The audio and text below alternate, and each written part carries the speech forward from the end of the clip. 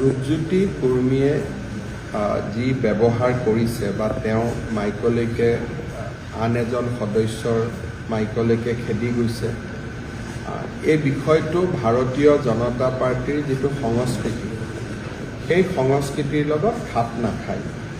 সেইকাৰণে ৰাতিপুৱা আমাৰ ৰাজ্যিক সভাপতিৰ লগত যোৱাকালিও মই আলোচনা কৰিছিলোঁ আৰু ৰাজ্যিক সভাপতিয়ে ইতিমধ্যে ৰূপজ্যোতি কুৰ্মীক অসমৰ ৰাইজৰ ওচৰত ক্ষমা খুজিবলৈ নিৰ্দেশ দি পত্ৰ এখন প্ৰেৰণ কৰিছে।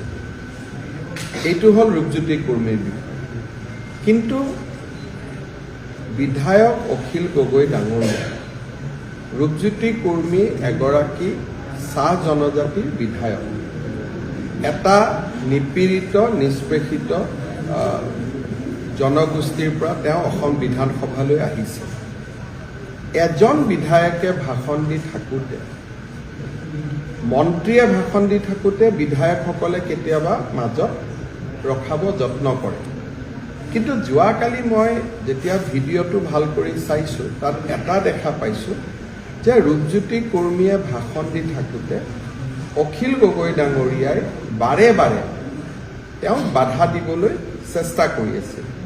আৰু কেতিয়াবা মই ভাষণ দি থাকোঁতে অখিল গগৈ ডাঙৰীয়াই এনেকুৱা ধৰণৰে ঘটনা কৰে।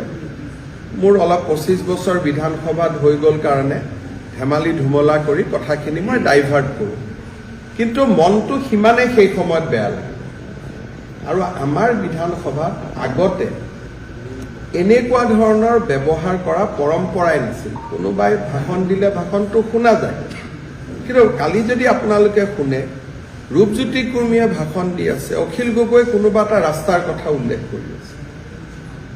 ৰাস্তাৰ কথাটো আপুনি PWD মন্ত্ৰীক কওক, ৰূপজ্যোতি কুৰ্মীকটো কৈ থাকিবলগীয়া কথা নাই। গতিকে ৰূপজ্যোতি কুৰ্মীৰ ব্যৱহাৰখিনিক লৈ আমি দুখিত।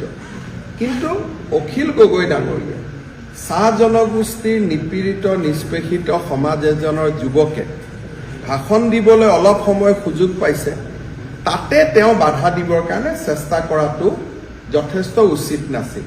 গতিকে কোনোবাই ৰূপজ্যোতি কুৰ্মীৰ ব্যৱহাৰৰ 2 মিনিটৰ ভিডিঅ'টো নাচাই যদি 5 মিনিট আগৰ পৰা 5 মিনিট পিছলৈকে চাই, মই ভাবোঁ ৰূপজ্যোতি কুৰ্মীৰ লগতে অখিল গগৈ ডাঙৰীয়াই